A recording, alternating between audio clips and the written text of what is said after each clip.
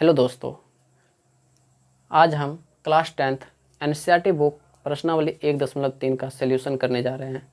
Question का रहा है 1 नंबर, सिद्ध कीजिए कि √5 एक अपरिमेय संख्या है। √5 एक अपरिमेय संख्या है तो ये सिद्ध करने बोल रहा है। सबसे पहले क्या करेंगे, मान लेते हैं कि √5 एक परिमेय संख्या है। √5 तो एक अपरिमेय संख्या है ही, लेकिन हम क्या मान लेंगे कि √5 एक क्या है, परिमेय संख्या है। माना कि √5 एक परिमेय संख्या है,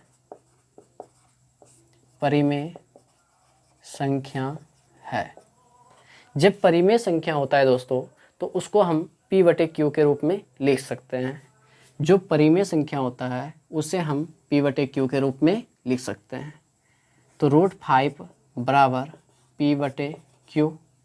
Q जो है परिमेय संख्या में ये कहा जाता है कि जिसे हम P/Q के रूप में लिख सकते हैं उसे हम परिमेय संख्या कहते हैं।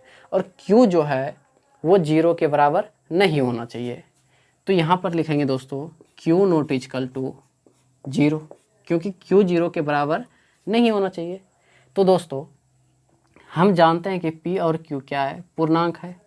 तो लिखेंगे जहाँ P और Q पूर्णांक है, इसका उभयनिष्ठ गुणनखंड 1 के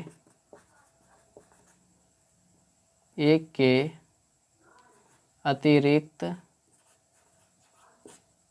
है। किसका उभयनिष्ठ गुणनखंड दोस्तों? P और Q का। कैसे? देखिए, अगर P में P से भाग देते हैं तो एक बार में कटता है, और Q में Q से भाग देते हैं तो इसका भी गुणनखंड कितना आ रहा है? 1। यानी दोनों में क्या कॉमन मिल रहा है दोस्तों? 1 तो मिल रहा है। इसलिए हम क्या लिखते हैं कि P और Q का उभयनिष्ठ गुणनखंड जो है वो 1 के अतिरिक्त है। तो दोस्तों P Q का उभयनिष्ठ गुणनखंड 1 के अतिरिक्त है तो क्या करेंगे, √5 बराबर P/Q।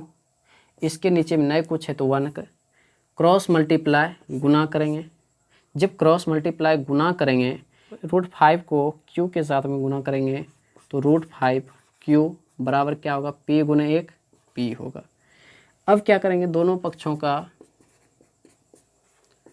पक्षों का वर्ग करने पर, जब वर्ग करेंगे तो क्या होगा, √5Q का होल स्क्वायर बराबर क्या होगा, P का स्क्वायर। √5 का स्क्वायर करेंगे तो √5 इंटू √5 5 होता है। Q का स्क्वायर करेंगे Q स्क्वायर बराबर क्या होगा, P स्क्वायर। ये गुना में 5 है, उधर जाएगा तो क्या होगा, भाग में। तो Q स्क्वायर बराबर P स्क्वायर बटे 5। इसको हम मान लेते हैं समीकरण फर्स्ट। यहाँ पर क्या देख रहे हैं कि P स्क्वायर में 5 से भाग लग रहा है। P स्क्वायर में 5 से क्या है, विभाज्य है। तो लिखेंगे अतः P स्क्वायर 5 से विभाज्य है। जब P स्क्वायर 5 से विभाज्य है तो क्या होगा, P भी तो 5 से विभाज्य हो सकता है। तो लिखेंगे P भी 5 से विभाज्य होगा। अब दोस्तों जब P का उभयनिष्ठ गुणनखंड कितना आ रहा है, 5 आ रहा है, तो हम क्या करेंगे, पुनः मान लेंगे हम P बराबर, ये P बराबर क्या मान लेंगे, 5 M के रूप में मान लेते हैं, 5 M के रूप में।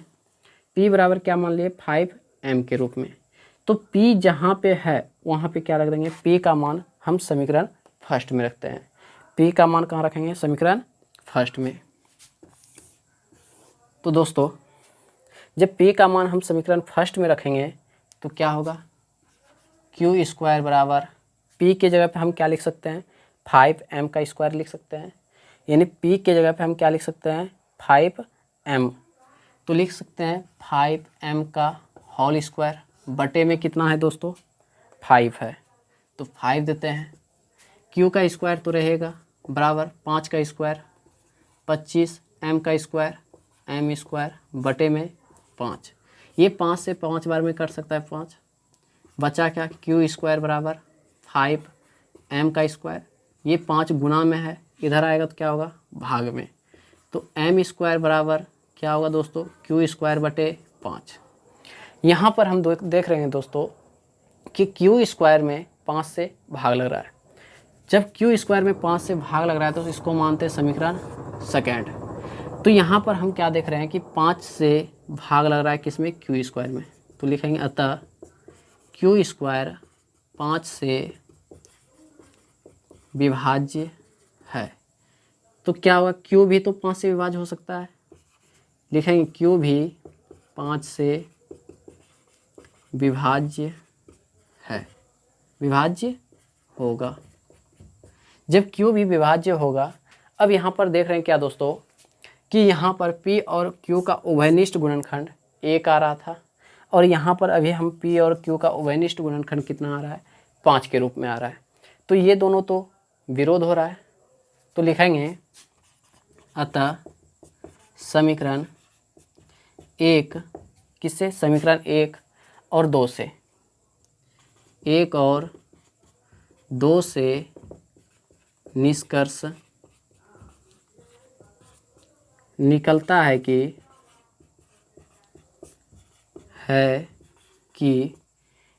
क्या निकल रहा है दोस्तों, P और Q क्या है, पूर्णांक है। निकलता है कि P और Q पूर्णांक, इसका उभयनिष्ठ गुणनखंड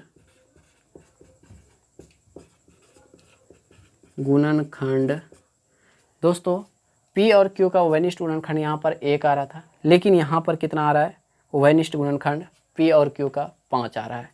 इसलिए हम क्या लिखेंगे, इसका उभयनिष्ठ गुणनखंड 5 है, जो कि विरोधाभास है, विरोधाभास है।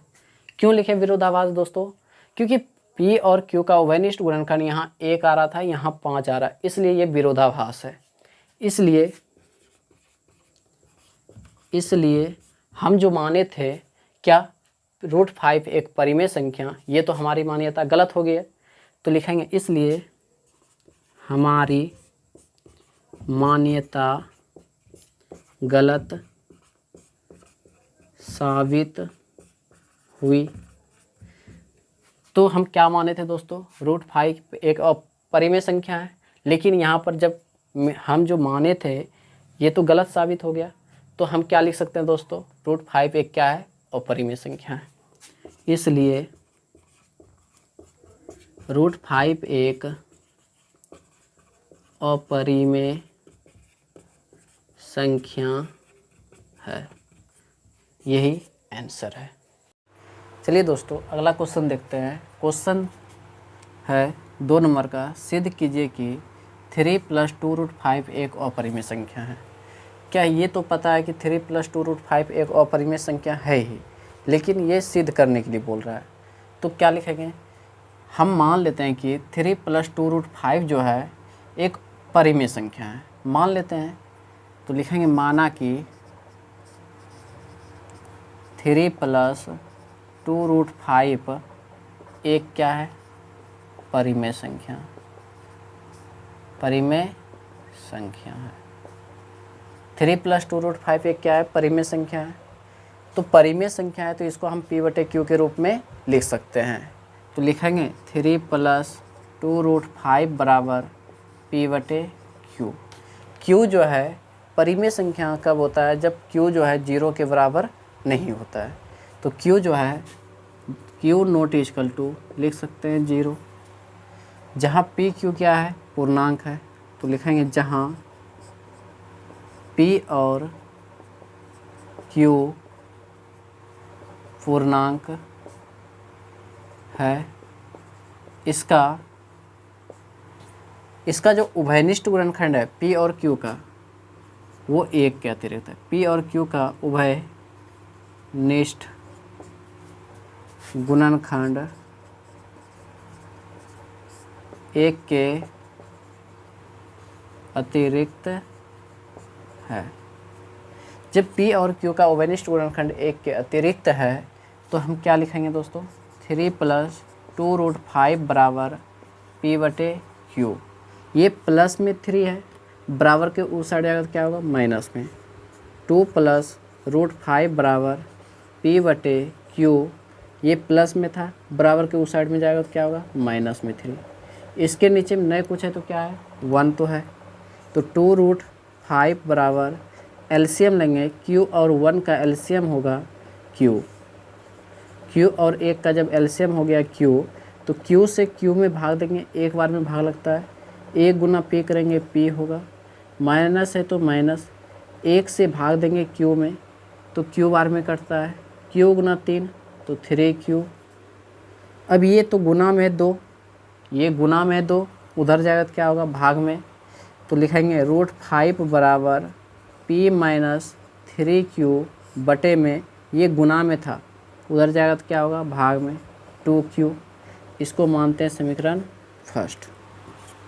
अब यहाँ पर हम क्या देख रहे हैं दोस्तों, एक साइड जो है ना अपरिमेय संख्या है और एक साइड क्या है, परिमेय संख्या है। तो जब एक साइड परिमेय और एक साइड अपरिमेय रहता है तो ये हमेशा अपरिमेय संख्या होता है। तो अगर एक साइड अपरिमेय संख्या और एक साइड परिमेय संख्या होता है तो ये हमेशा अपरिमेय संख्या ही होता है। तो लिखेंगे अतः समीकरण 1 से निष्कर्ष निकलता है कि, क्या निष्कर्ष निकल रहा है कि इसका जो दायां पक्ष है, दायां पक्ष जो है वो परिमेय है और बायां पक्ष क्या है, अपरिमेय है। कि इसका दायां पक्ष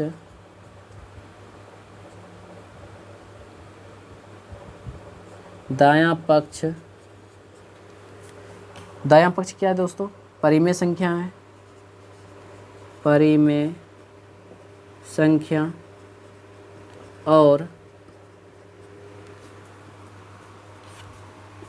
और इसका दायां पक्ष परिमेय संख्या है और बायां पक्ष क्या है, अपरिमेय है। और बायां पक्ष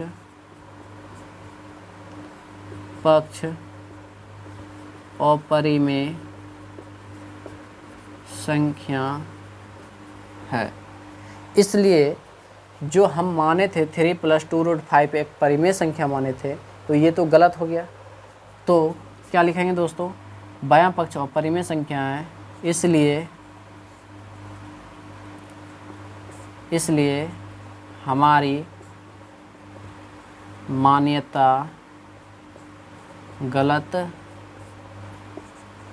साबित हुई। जब गलत, क्या लिखेंगे, 3 + 2√5 एक क्या है, अपरिमेय संख्या है, इसलिए 3 + 2√5 एक अपरिमेय संख्या है। यही आंसर है।